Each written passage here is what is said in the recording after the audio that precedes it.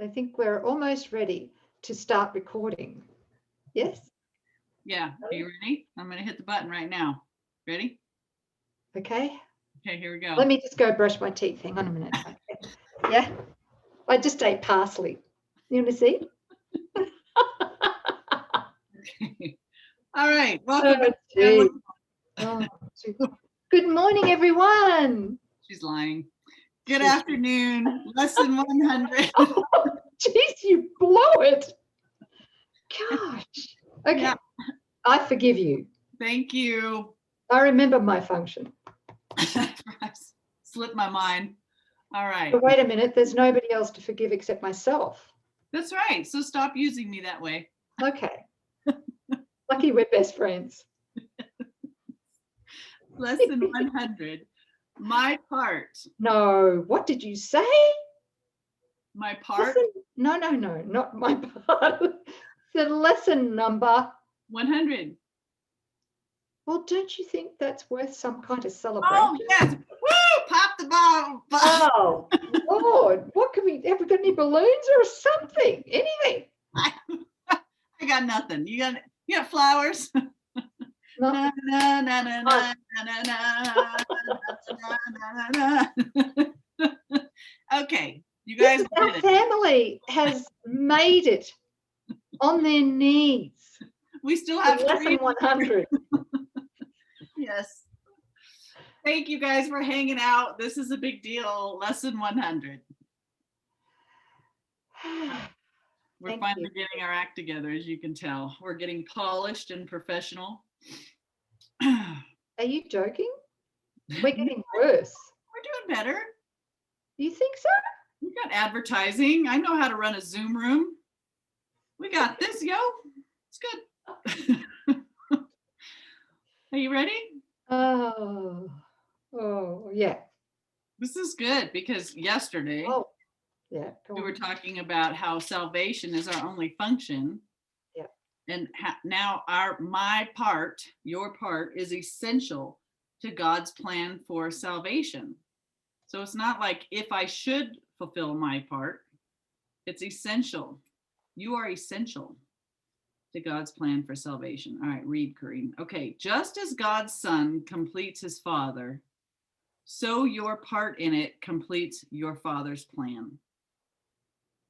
Salvation must reverse the mad belief in separate thoughts and separate bodies, which lead separate lives and go their separate ways. One function shared by separate minds unites them in one purpose, for each one of them is equally essential to them all. Can we stop here? Uh-huh. Something dropped. Something came through in the last lesson that we did. Okay. And I was like so excited to talk about it. And when I asked Jesus in my mind, now? He says, no. So I was like, well, when? Now. Patience, right? Okay. And here it is. This is it. This is it. Good deal. So, okay. Salvation, which is forgiveness, right, must reverse the mad belief in separate thoughts and separate bodies, which lead separate lives and go their separate ways. Mm-hmm. Okay. One function shared by separate minds, forgiveness, unites them in one purpose, for each one of them is equally essential to all of them.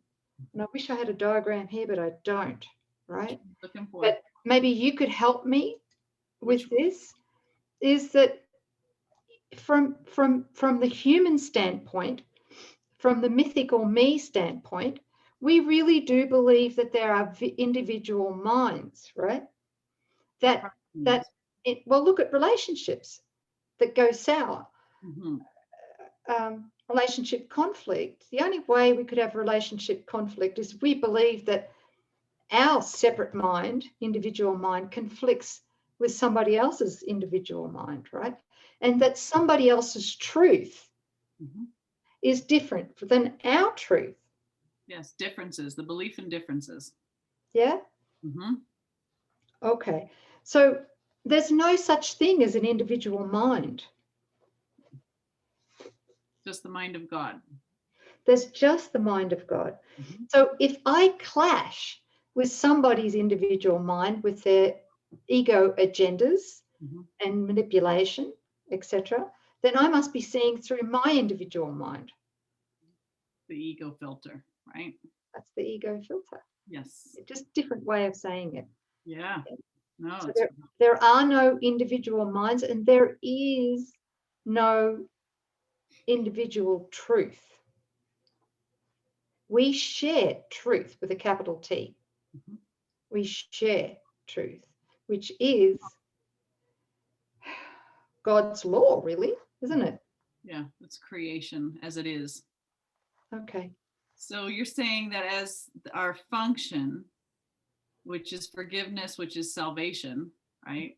Mhm. It brings us to that knowing state that there are no differences. Forgiveness leads us to the one mind, to the absence of differences, to one shared reality.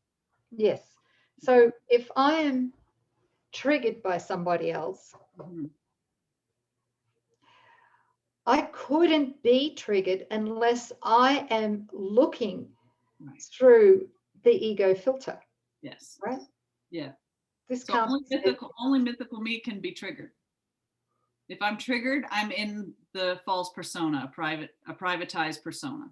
Would you say that's 100% of the time? Every time I'm triggered, yes. It's only the ego that becomes triggered, offended, has judgments or opinions, or is trying to know anything apart from God.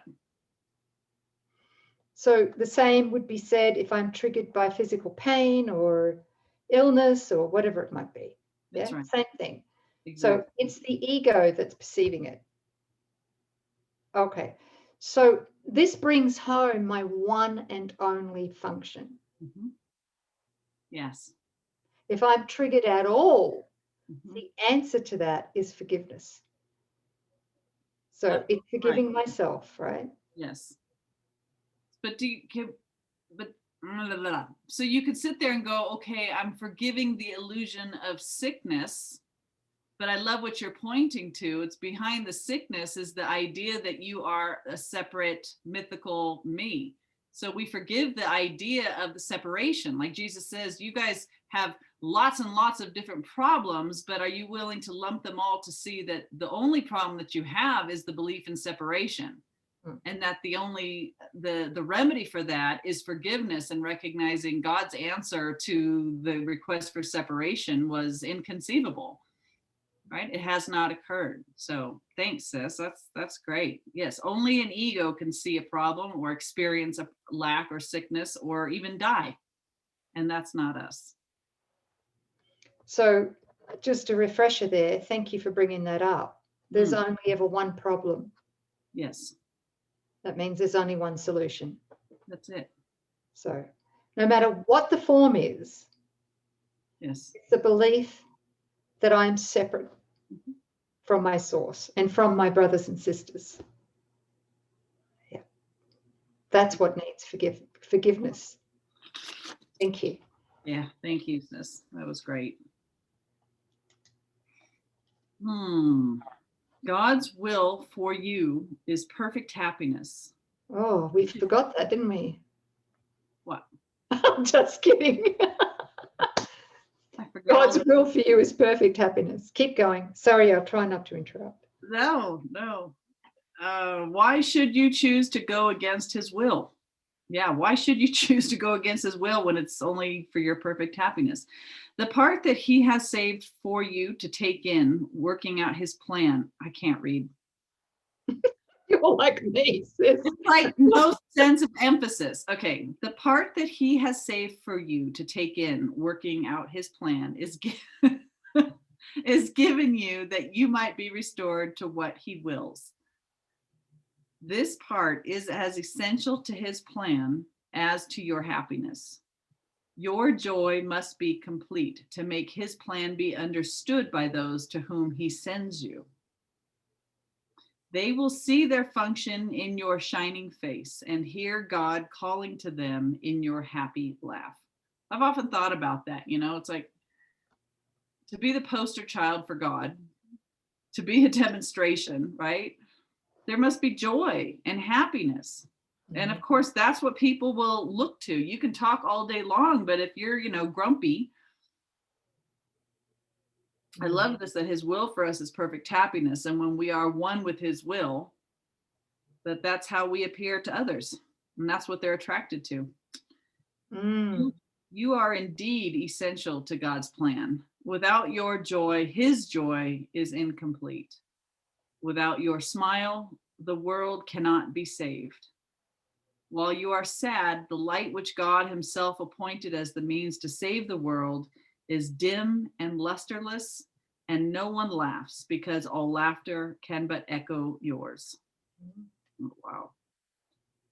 You are indeed essential to God's plan. Just as your light increases every light that shines in heaven, so your joy on earth calls to all minds to let their sorrows go and take their place beside you in God's plan. God's messengers are joyous, and their joy heals sorrow and despair. They are the proof that God wills perfect happiness for all who will accept their Father's gifts as theirs. We will not let ourselves be sad today, for if we do, we fail to take the part that is essential to God's plan as well as to our vision. Sadness is the sign that you would play another part instead of what has been assigned to you by God. Thus do you fail to show the world how great the happiness he wills for you, and so you do not recognize that it is yours. Today we will attempt to understand joy is our function here. If you are places. Today we will attempt to understand joy is our function here. Wow. So joy and salvation and forgiveness are the same. That's really big. Yeah. So the world's sense of joy is nothing, because true joy comes only through our function, which is forgiveness. So the ego would have its counterpart of joy, but that's not truly joyful, because that joy can turn into a bummer day with one problem that seems to arise. But the joy from God is uninterrupted. It's changeless. Yeah. Yeah. And, it's continual. So it's permanent and infinite. And it's only our awareness of it that is blocked. Yes. That's it. Yeah. That's when we're not in our function. We block that awareness. Being joyful all the time. Really feel how you could that just takes care of all so-called, all problems. There's no problems in joy. Okay, if you are sad, your part is unfulfilled, and all the world is thus deprived of joy along with you. Oh boy, what a guilt trip, man. Sorry. Oh gee. Whoa. Okay. Can we how do we talk ourselves out of that one? Oh boy. Okay, so if you are sad, your part is unfulfilled and all the world is thus deprived of joy along with you. Don't feel guilty about that, by the way. Oh. Yeah. But that's the whole ego thought system, this belief that God, who is joy and happiness and perfection, it's like we wanted something other than that. So here we are. Okay. And the world is thus deprived of joy along with you. God asks that you be happy, so the world can see how much he loves his son, and wills no sorrow rise up to abate his joy. No fear beset him to disturb his peace. You are his messenger today. You bring his happiness to all you look upon, his peace to everyone who looks on you and sees his message in your happy face. Okay. Good.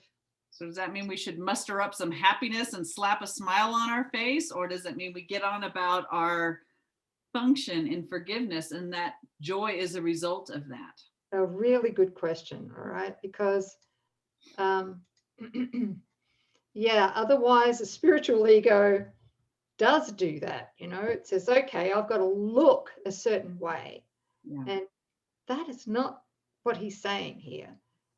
He's really calling us to be authentic as well, and to forgive ourselves for feeling anything other than certain joy. Right. Yeah. Yeah. Let's be honest about what we're feeling so that it can be raised up to our awareness and forgiven. And in its place will be joy. Yeah.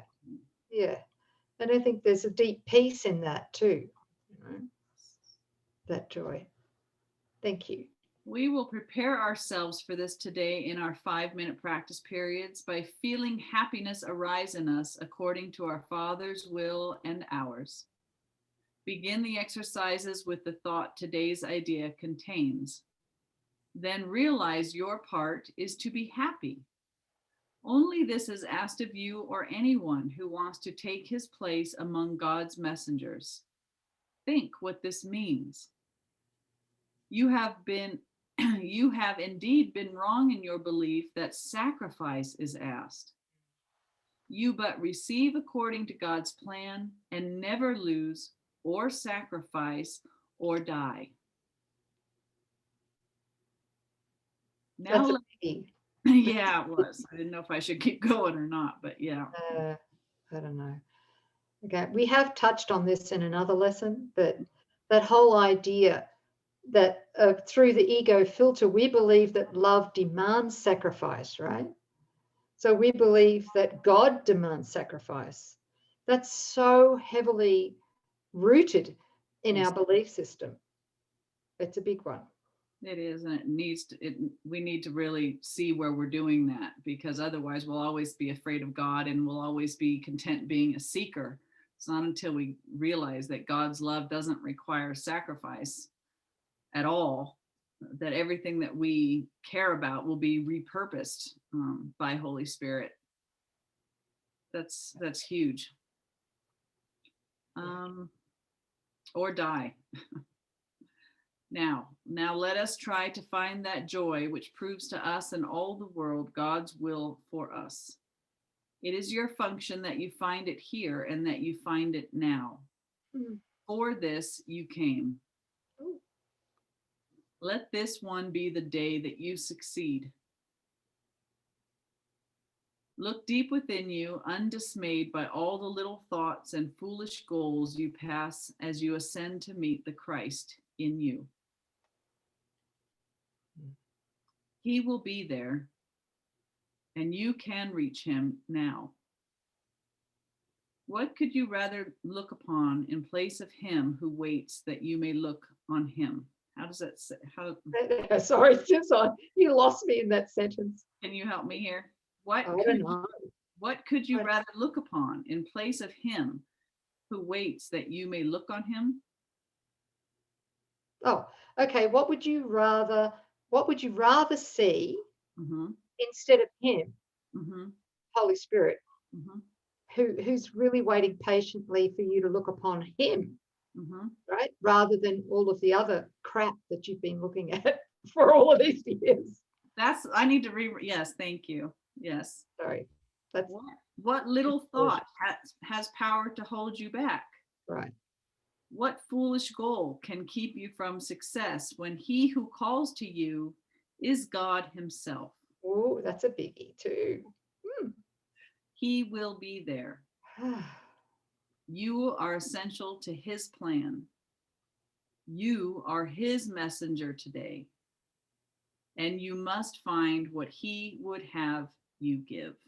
Yeah, no kidding. He's appointed us to be his messengers. So of course he's going to be there to give us the message to extend. Yeah. Do not forget the idea for today between your longer practice periods. It is yourself who calls to you today, and it is him you answer every time you tell yourself you are essential to God's plan for the salvation of the world. God's messengers. My part is essential to God's plan for salvation.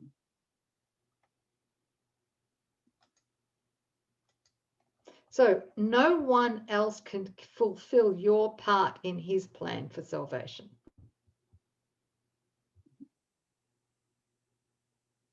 Yes. Each one of us has a part, a crucial part in God's plan for salvation.